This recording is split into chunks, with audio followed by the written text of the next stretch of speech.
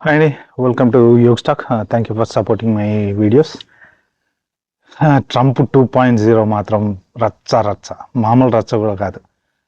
అసలు ప్రపంచంలో ఏం జరుగుతుందో కూడా అర్థం కావట్లేదు. అంతా ట్రంప్ వచ్చిన దగ్గర నుంచి ఫస్ట్ అంతా ఇమిగ్రేషన్ అని చెప్పేసి ఒక టైప్ ఆఫ్ ట్రాన్స్లోకి తీసుకెళ్ళాడు జనాల్ని.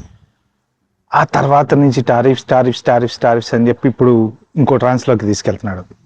అసలు ఏం చేస్తున్నాడు, ఏం మాట్లాడుతున్నాడు? మరి ట్రంప్ 2.0 ఇంకా హిస్టరీలో గుర్తుండిపోవాలి అంటే ఇంకా ఇంత దరిద్రమైన పరిపాలన లైఫ్ లాంగ్ ప్రతివాడు గుర్తుపెట్టుకోవాలి అనుకున్నాడేమో తెలియదు. ఓకే, సో దాని గురించి మనం ఈ వీడియోలో డిస్కస్ చేద్దాం.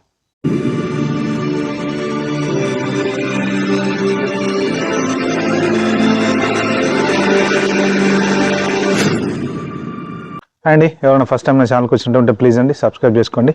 అలాగే ఈ వీడియో కనుక మీకు నచ్చినట్టయితే ఒక నలుగురికి షేర్ అయితే చేయండి. నాకు లైక్ ఇవ్వటం మాత్రం మర్చిపోకండి. సో ఇప్పుడు మొత్తం వరల్డ్ అంతా ఇంట్రెస్టింగ్ పొలిటికల్ మ్యాటర్స్ నడుస్తూ ఉన్నాయి.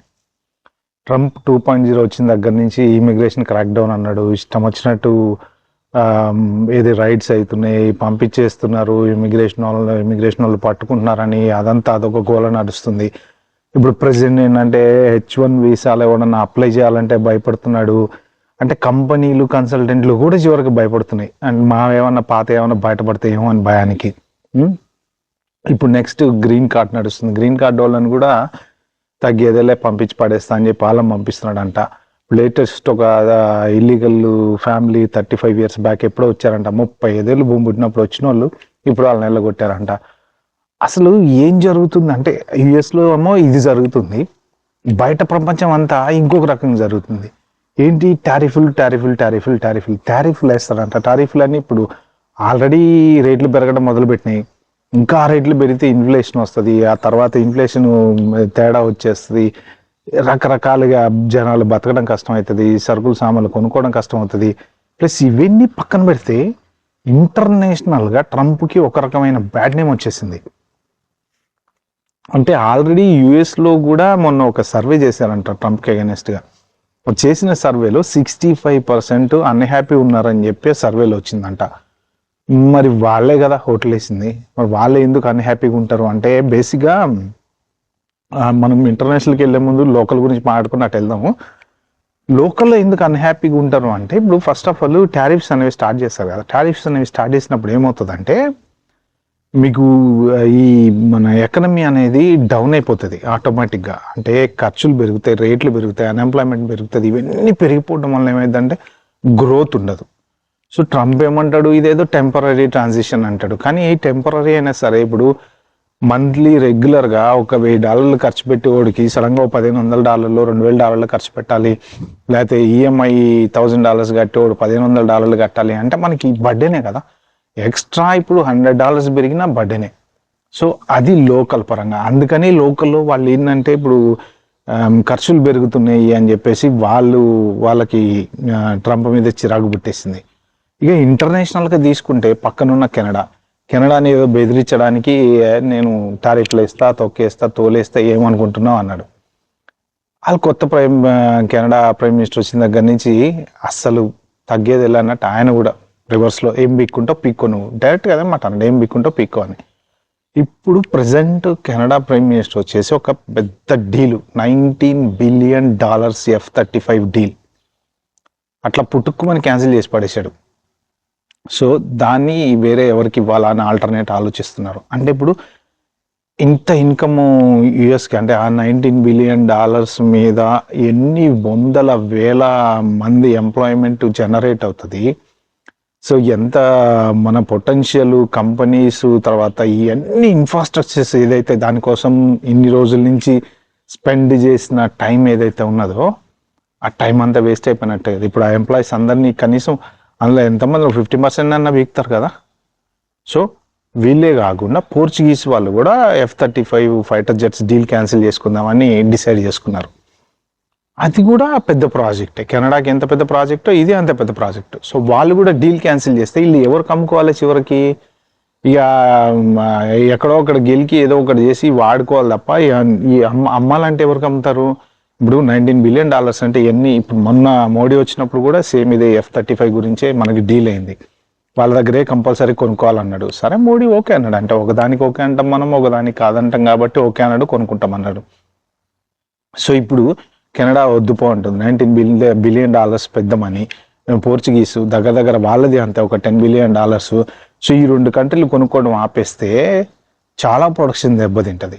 ప్లస్ ఇది పక్కన పెడితే ఇంకొకటి, యూరోప్లో అంతా రచ్చ నడుస్తుంది.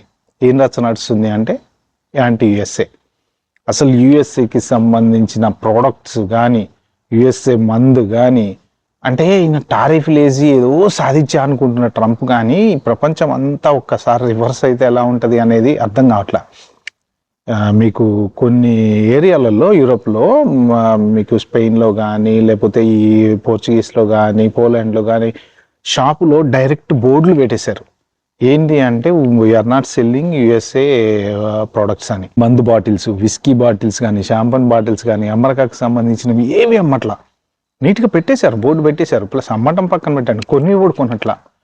అసలు టెస్లా అమ్మకాలు అయితే ఆల్మోస్ట్ లెస్ దెన్ 50%కి పడిపోయినాయి. టెస్లా అంటేనే ఎవడు కొనట్లా.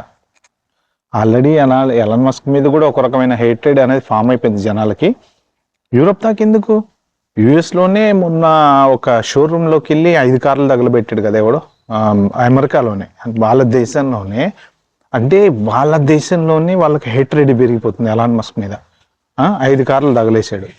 సో అలాగా 2-3 చోట్ల ఇలాంటి ఇన్సిడెంట్స్ జరిగినాయి. యూరోప్లో ఇప్పుడు కొత్తగా ఏం చేస్తున్నారంటే వీళ్ళు అమెరికన్ ప్రొడక్ట్స్ డిటెక్ట్ చేయడానికి యాప్లో స్టార్ అని ఉంటుంది కదా ప్రోడక్ట్, ఆ స్టార్ని యాప్లో కనుక డిటెక్ట్ చేస్తే ఇంకా ప్రోడక్ట్ని పక్కన పెట్టేస్తున్నారు. అమ్మే వాళ్ళు అమ్మటం తగ్గించారు. ఎట్ ద సేమ్ టైం కొనుక్కునే వాళ్ళు కూడా ఇది అమెరికా ప్రొడక్ట్ అని తెలిస్తే కొనుక్కోవడం మానేస్తున్నారు. అంటే చాలా యాంటీ డెవలప్ అయిపోయింది అక్కడ వాళ్ళకి. ఈ యాప్ తోటి కొన్ని ప్రోడక్ట్స్ సెలెక్ట్ చేసి పక్కన పెట్టేయడము, అసలు ఇంపోర్ట్ చేసుకోకపోవడము. అంటే ఒక రకంగా టారిఫ్ అని ఇప్పుడు April 2 నుంచి ఈ టారిఫ్లు కనుక స్టార్ట్ చేస్తే ట్రంప్, ఇది ఇంకా పెరిగిపోతుంది హేట్రేడ్. ఇప్పుడు కార్లు కొనకపోతే చాలా టెస్లా కార్ ఎంత ఎక్స్పెన్సివ్ కార్ అండి. ఆ కార్లు దాదాపు లెస్ దెన్ 50% షేర్స్ పడిపోయినాయి అంట కార్వి. అమ్మకాలు కూడా లెస్ దెన్ 50% పడిపోయినాయి. యూఎస్లో కూడా తగ్గిపోయినాయి కార్ల అమ్మకాలు. యూరోప్లో అయితే అసలు కొనట్లే. ఆబ్వియస్లీ అంటే వాళ్ళకి ఇంట్రెస్ట్ అయిపోయింది, అది అమెరికా కారు అని ఫిక్స్ అయిపోయినట్టున్నారు. అది తగ్గిన తర్వాతనే ట్రంప్ ఏం చేశాడంటే ఒక కారు కొనుక్కొని, అంటే ఒక సింబల్గా నేను కూడా ఒక కారు కొన్నాను ఒక డ్రామా క్రియేట్ చేసేసి కొంచెం ఎలాన్ మస్క్కి సపోర్ట్ ఇవ్వడం కోసం ఆ కారు కొన్ని తిరిగి అటు ఇటు బిల్డప్ ఇచ్చినట్టు చేసేసి కొంచెం నా పేరు మీద జనాలు కొంటారులే అన్న దాంతో అడ్వర్టైజ్మెంట్ కింద కొన్నాడు. లేకపోతే ఫ్లైట్లలో తిరిగేటోడికి ట్రంప్కి ఎందుకు అవసరం ఆ కారు, ఆయన కారు ఎక్కుతాడా? ఆయన ఎట్లా ప్రెసిడెంట్, ఆయనకున్న సెక్యూరిటీకి కారు ఎక్కి తిరగనిస్తారా?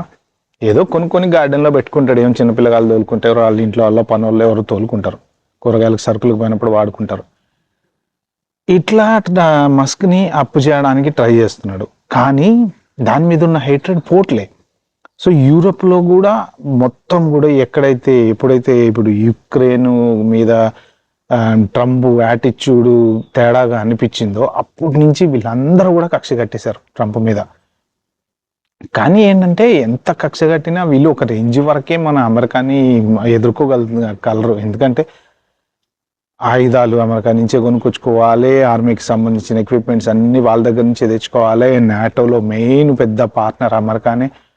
కానీ ఏంటంటే ఇప్పుడు వీళ్ళందరూ కలిసి డిసైడ్ చేసుకొని ఇప్పుడు వీళ్ళు కూడా ఆలోచిస్తున్నారు అనమాట, మనము ఎందుకు డిపెండ్ అవటం అమెరికా మీద, ఎన్ని రోజులని ఇలా డిపెండ్ అవుతాం అనేది యూరోప్లో ఒక కొత్త థాట్ మొదలైంది. సో ఈస్టర్న్ యూరోపియన్ కంట్రీస్ ఇవన్నీ కనుక కలిసి మన డిపెండెన్సీ తగ్గించుకోవాలని, అంటే ఇప్పటికిప్పుడు ఓవర్ నైట్ అవ్వకపోయినా కానీ ఇంకా డౌన్ ద లైన్ ఒక 10 yearsకో 15 yearsకో డిపెండెన్సీ తగ్గించుకునే ఛాన్స్ ఉంది.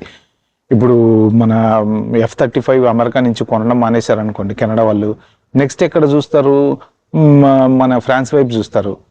ఫ్రాన్స్లో రాఫెల్ జెట్స్ ఉన్నాయి. మన ఇండియా కూడా అంతకుముందు ఫ్రాన్స్ నుంచి రాఫెల్ జెట్స్ కొనుక్కుంది కదా, అది పెద్ద స్కామ్ అయింది కదా, అది వేరే విషయం. కానీ సో ఈ జెట్స్ తయారు చేసి అమ్మే వాళ్ళు అమెరికా కాక ఇంకెవరుంటారు అని చూస్తారు. దాంట్లో ఫ్రాన్స్ నుంచి కొనుక్కోవాలనుకుంటే ఫ్రాన్స్ నుంచి కొనుక్కుంటారు. అప్పుడు పెద్ద డీల్ అమెరికాకు పోయినట్టే. ఇప్పుడు ఆ డీల్ ఫ్రాన్స్కి వచ్చింది అనుకోండి, యూరోప్ ఎకనమీ పెరుగుతుంది, యూరోప్లో మార్కెట్ పెరుగుతుంది, ఎంప్లాయ్మెంట్ పెరుగుతుంది.